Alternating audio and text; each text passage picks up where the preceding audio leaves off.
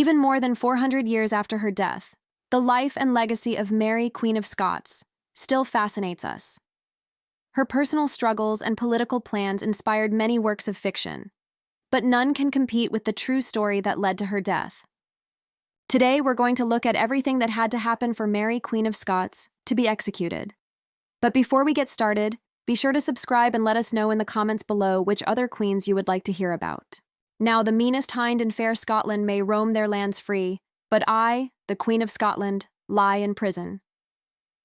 Born to King James IV of Scotland and his wife, Queen Consort Marie de Guise, on December 8, 1542, Mary was the couple's only surviving child. Because of this, she was heir to the throne. When her father died suddenly, she became queen at just 6 days old. While Mary was growing up, Scotland was ruled by a series of regents, one of whom was her mother. When she was 8 months old, Mary was promised in marriage to Prince Edward, the son of King Henry VIII and heir to the throne of England. The marriage was meant to calm tensions between the two nations, but it had the opposite effect. Scotland's Catholic nobles hated the idea, and the wedding was called off. Because Mary's father and grandfather had fought Henry VIII for decades, her safety was always uncertain. So, to protect Mary and to strengthen Scotland's ties with France, she was promised to Francis, the heir to the French throne. In 1548, Mary went to live in France, where King Henry II described her as the most perfect child he had ever seen. I wonder how many children he had seen. She would spend the next 12 years of her life there, honored and served at court, receiving an education alongside her future husband, Francis. The two were finally married in 1558, sealing the alliance between Scotland and France. In 1559, Francis became King of France, and Mary became queen. However, King Francis II's reign was short, as he died suddenly in 1560. Just 1 year later, French royalty sent Mary back to Scotland. Mary was a stranger in her own land. As a Catholic, she felt closer to her French upbringing than to her Protestant Scottish roots. Still, she made no attempt to force her religion or culture on her people and was warmly welcomed. On the other hand, her cousin, Queen Elizabeth II, did not welcome her so kindly. Elizabeth refused to recognize Mary as her successor, and their relationship was tense. In 1565, Mary married her cousin Henry Stuart, Lord Darnley. Their marriage strengthened the Stuart claim to the English throne, and at first, Mary liked Darnley because he was Catholic. The Protestant nobles, however, were outraged. Over time, Mary found Darnley arrogant, weak, and immature. She began leaving him out of royal decisions, and their marriage grew bitter. In June 1566, Mary gave birth to a son, James. But even though she had produced an heir, her relationship with Darnley continued to suffer. Mary considered ending the marriage, but doing so could have made her son seem illegitimate and damaged her reputation. It would not matter for long. The exact details of Darnley's death are still unclear. What we do know is that in February 1567, Darnley became ill. Instead of staying in Edinburgh to recover, he went to the Collegiate Church of St. Mary in Dowlais, the Fields, also called Kirk o' Field. Mary did not go with him, which raised suspicions when, on the morning of February 10th, a gunpowder explosion destroyed the house where Darnley was staying. Darnley was later found dead, but not inside the house. The partly dressed bodies of Darnley and one of his servants were discovered in a nearby orchard. They were not harmed by the explosion and had likely been strangled or smothered, maybe even both. When the explosion happened, Mary was with James Hepburn, Earl of Bothwell. Her political enemies accused the two of murdering Darnley and put Bothwell on trial in April 1567. He was found not guilty. Just 1 month later, Mary and James married, even though Bothwell already had a wife. According to Claude Now, the Queen's secretary, Bothwell told Mary he was divorced or in the process of getting divorced. Mary claimed that Bothwell had kidnapped her and forced her to marry him. Sounds like they were made for each other. Whatever the truth, in the summer of 1567, the very unpopular marriage caused unrest across Scotland. Bothwell was accused of stealing the crown by both Protestant and Catholic nobles, and when it was over, he was sent into exile. He eventually fled to Denmark, where King Frederick II imprisoned him. Bothwell slowly lost his mind and died alone. In prison in 1578, Mary was locked up at Loch Leven Castle, and on July 24, 1567, she was forced to give up her throne to her baby son, James VI. Her half-brother, James Stuart, Earl of Moray, ruled as regent until James was old enough to rule. Mary spent nearly a year at Loch Leven. Records say that, while she was there, she had a miscarriage, losing twins who were likely fathered by Bothwell. The cause of the miscarriage is unknown. While a prisoner at Loch Leven, Mary was watched closely by Sir William Douglas. Sir William's brother George hated how she was being treated and decided to free her. On March 25th, Mary switched clothes, with the laundress who regularly visited the castle, and the two women traded places. The Queen covered her face and carried dirty laundry to the boat waiting for the laundress. She almost escaped when one of the men on the boat noticed her soft white hands, revealing who she really was. Mary was caught again, and the planners of the escape, George Douglas and his cousin Willie, were thrown out of the castle. In what may be one of the most questionable rehirings in history, Sir William later allowed Willie Douglas to return to work at Loch Leven. Always check your new employee's background, especially if you are one of them. On the night of May 2, 1568, Willie took the key to Mary's room from a drunken Sir William and helped her escape from the castle. Mary was taken by boat to meet George Douglas and other supporters. Soon, Mary was joined by more than 6,000 nobles, church leaders, and common people who were ready to fight for their queen. They got their chance on May 13, 1568, at the Battle of Langside, where Mary's forces fought Scottish Protestant troops led by her half-brother, James Stuart, Earl of Moray. Sibling rivalry at its finest. Mary's army was defeated in less than an hour. After the loss at Langside, Mary fled south. She first hoped to find safety in France with her former mother-in-law, Catherine de' Medici. But her chances of reaching France were uncertain, and even if she did, she was not well liked at the French court.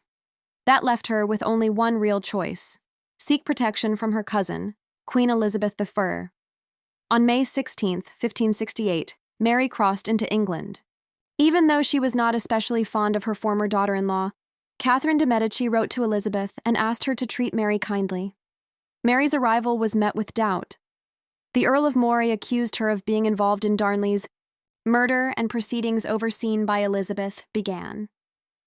As an independent ruler, Mary refused to answer the charges. As a Catholic with a claim to the English throne, Mary was very dangerous for Elizabeth to keep nearby. Many plots against the English queen appeared, and many seemed to involve Mary. One such plan was the Ridolfi plot of 1571, which involved King Philip II of Spain and the Pope. Named after Roberto Ridolfi, the Florentine banker who carried messages, between the main players, the plan aimed to remove Elizabeth and place Mary on the throne. It failed when one of Ridolfi's messengers was caught in England with documents that implicated the Duke of Norfolk, who was later executed for treason. There was not enough proof to show Mary was directly involved, but she was watched even more closely. The Throckmorton plot of 1583 also aimed to replace Elizabeth with Mary. A Catholic supporter of Mary named Francis Throckmorton used exiled English Catholics to try to get help from France and Spain in a plan to return England to Catholicism. It really was that simple. The plotters communicated with Mary, but they were discovered by Elizabeth's secretary, Sir Francis Walsingham. Throckmorton was executed for treason in 1584 and named several others involved, but again, there was not enough proof to show Mary's guilt. The Parry plot of 1585 was another plan to put Mary on Elizabeth's throne. It was named after its leader, William Parry, who worked for the English government but was accused of being a double agent. He was executed in 1585. Still, there was no proof that Mary was involved. With so many plots trying to replace Elizabeth with Mary, lawmakers decided to act. In 1584, the Privy Council passed the Bond of Association. It stated that if there was an attack on Elizabeth, those who signed it, including Mary herself, would kill not only the attackers, but also any person claiming the throne in whose name the attack was carried out. Then, in 1585, Parliament passed the Act for the Queen's Safety, which removed the right of any successor involved in a plot against the crown. Both laws directly addressed the threat Mary posed, justifying punishment for anyone who endangered Elizabeth and setting the stage for Mary's downfall. Finally, in 1586, English officials uncovered yet another plan to replace Elizabeth with Mary. Known as the Babington Plot, it was discovered when Sir Francis Walsingham intercepted a coded letter written by Anthony Babington, a devoted Catholic, with ties to French groups. In the letter, Babington told Mary he had 6 possible assassins ready to kill Elizabeth. Mary wrote back on July 17th, suggesting the assassins might be necessary and asking to meet them. Babington and his partners were executed in September 1586.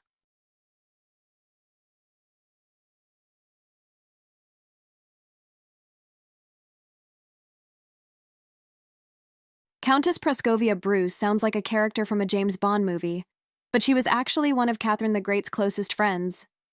The two had been very close since they were teenagers. In fact, they were so close for so long that Catherine devoted an entire section of her memoirs to the Countess. But rumor says that Catherine's friendship was not free. In fact, it came with a very big and bedroom-related responsibility. According to the world-famous lover and adventurer Giacomo Casanova, Catherine arranged for Prascovia to test all of her possible lovers for her. If you think that sounds like a way to ruin a friendship, then congratulations. You are smarter than Catherine the Great. The arrangement supposedly ended their friendship when Catherine found the Countess in bed with a man she had already fallen in love with. Shortly before she carried out her coup and became Empress, Catherine secretly gave birth to a child she had with her lover, Grigory Orlov. Since her husband was still the Tsar, Catherine had to hide her pregnancy. When the time came to give birth, she even allowed one of her servants to set his own house on fire as a distraction, because they knew Peter liked watching fires burn. The baby, Catherine's only officially illegitimate son, was named Alexei Bobrinsky. As an adult, Alexei built up large debts, but his mother spoiled him anyway. He was allowed to live however he wanted. And when his half-brother Paul became emperor, he made Alexei a count of the Russian Empire and a major general. Known as a so-called enlightened despot, Catherine enjoyed reading philosophy. She especially liked the thinkers of the Enlightenment, particularly the French writer Voltaire. Now, being Empress of Russia had some benefits, and one of them was being important enough for Voltaire to write to you. Although they never met in person, they exchanged letters for 15 years. They got along like old friends, and Voltaire even helped shape Catherine's image as a wise and fair ruler. His loyalty may have been personal as well as political, since it is known that he kept a picture of the Empress in his bedroom. Catherine may have moved into the Winter Palace with her husband Peter, but she was the one who turned it into something like one of the finest museums in the world. Catherine is widely seen as one of the greatest art collectors of all time. She collected so many pieces that she eventually had to build an addition onto the Winter Palace to store them all. The palace displayed countless paintings she had bought, along with many pieces she had specially ordered for her court. As a ruler, one of Catherine's main concerns was public health. She was eager to protect her people and herself from smallpox, which was very contagious. The issue was personal, since Tsar Peter II had died from the disease. In 1786, Catherine had herself and her son inoculated. Both of them lived without smallpox and showed other Russians that early inoculation was not such a bad idea. Still, isn't. Elvis Presley is probably the most famous historical figure to die in the bathroom, but he almost had serious competition. In 1796, at the then old age of 67, Catherine the Great went to the bathroom to take care of her royal business. She sat down and then suffered a stroke. Her servants found her there and carried the Empress back to her bed, where she later died. So while the stroke happened in the bathroom, her actual death took place in her bedroom. Much more respectable. Throughout history, many women have held positions of power. Most queens served their people with honor, dignity, and pride, and had fairly normal reigns where absolutely no one was murdered by their hands. Other queens, well, let's just say you would not want to get on their bad side. Today, we will look at some of the most ruthless queens and female rulers of all time. Countess Elizabeth Bathory was a Hungarian noblewoman born in Transylvania, because of course she was. and was known for being a serial killer. When it came to her favorite hobby of ending lives, she targeted people of lower classes, choosing to kill servants and peasants for years. Her loving husband even gave her a torture chamber in her castle. How thoughtful. Men really do know the way to a woman's heart is a well-designed room. All of that madness apparently made her hungry, because Countess Bathory developed a taste for human flesh. She would take small bites from her victims while they were still alive. Of course she did. If she had eaten them after they were dead, that would have been gross. It is said she once forced a victim to cook and eat part of their own body. Very Hannibal Lecter. In 1611, the Countess was finally put on trial and found guilty of 80 counts, which, to be fair, made it hard for her to keep doing her favorite thing in the world, killing people. Elizabeth died in her castle in 1614. Only one woman ever held supreme power in the long history of China. This woman was a no-nonsense ruler with a troubling habit of killing people. Empress Wu Zetian's reign was filled with political conflict and a high number of deaths. She had members of the Tang dynasty removed and even killed members of her own family to keep her power. One disturbing story claims that the empress had her own mother killed. After her grandchildren openly criticized their murderous grandmother, Wu ordered them to take their own lives. No one could ever say Empress Wu was not ambitious, even if she was not always kind, or a very good grandmother. Constantine VI ruled the Byzantine Empire from 780 to 797, with a lot of help from his mother, Irene of Athens. Irene served as queen regent for her young son, whose rule began when he was only 9 years old. A real Circe and Joffrey situation, except she liked her son much less. Normally, a Byzantine emperor would take full control at age 16, but Irene was not ready to give up power. She ruled over her son for 2 decades before finally stepping back after he sent her away when he was 19. This happened after she had 7 of his generals executed and even threw her own son in jail. She sounded like a very extreme helicopter parent. Once Constantine began ruling on his own, it became clear he was weak and unpopular. Eventually, in desperation, he went back to his mother for help. Being emperor is tough. They ruled together for 5 years before Irene's desire for total power grew too strong. With help from her political allies, she led a rebellion against her son. One day, while Constantine was out riding, his mother captured and blinded him, gouging out his eyes in the same room where he was born. What a thoughtful mother. Constantine later died from his injuries, and Irene of Athens became sole ruler for the next 5 years before she was exiled to Lesbos, where she died a year later. Mary I earned the nickname Bloody Mary, not from drinking too many brunch cocktails, but the old-fashioned way, by killing many people. Mary I was a Catholic queen in a Protestant country who became Queen of England in 1553. During her 5-year reign, Protestants were executed at an alarming rate. She carried out hundreds of executions and burned over 300 Protestants at the stake for heresy. The people of England did not support this, and her legacy was shaped by these cruel acts. Her reign as queen thankfully lasted only 5 years. Get ready, this one is intense. Queen Isabella co-ruled Spain with King Ferdinand II from 1451 to 1504 and used her power to carry out religious persecution. The Spanish Inquisition, a very brutal time in Spain, began under her rule and with much of her support. Spanish Jews and Muslims were forced out of the kingdom during her reign. She also supported Christopher Columbus's voyage to the New World, the same year she declared that all Jewish citizens must convert to Catholicism or leave Spain. Jews from across the country were brought before Spanish courts to swear loyalty to Catholicism or face death right there in front of everyone. Fredegund was queen consort to King Chilperic III, ruler of Soissons in France. She had to overcome serious obstacles and remove a woman or two to win the king's heart. Chilperic was married to Audovera, whom he left at Fredegund's urging, and married his second wife, Galswintha. But divorce was not enough for Fredegund. She convinced the king to kill his second wife, and he went along with it. Galswintha's sister Brunhild was understandably furious. Brunhild was married to Sigebert I, king of Austrasia, making her a queen too, which started a fierce rivalry between the two women. Being right was not enough to win this royal battle. Fredegund ordered the successful assassination of Sigebert, just as he was about to defeat Chilperic, his half-brother. Family gatherings must have been very awkward in that household. Princess Olga of Kiev's story is a wild ride. She was the first Ukrainian princess and the first female ruler of Russia, becoming queen regent in 945 CE after her husband Igor was murdered. Since their son was too young to rule, Olga took control and lost her temper. Her first act as ruler was revenge. She found the men who killed her husband and paid them back by boiling them alive in scalding water. Yes, like lobsters. And she was not finished. Olga ordered hundreds more from the same tribe to be killed in revenge.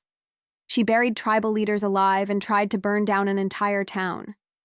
Then she tricked more tribal leaders who clearly did not understand the danger by inviting them to what seemed like a peaceful meeting. These poor fools were locked inside a bathhouse, and the building was set on fire. Rule number 1, when accepting an invitation: do not go if it comes from a Dao. Revenge-seeking queen. Olga later returned to Orthodox Christianity and became the first person of Russian heritage to be named a saint by the Orthodox Church.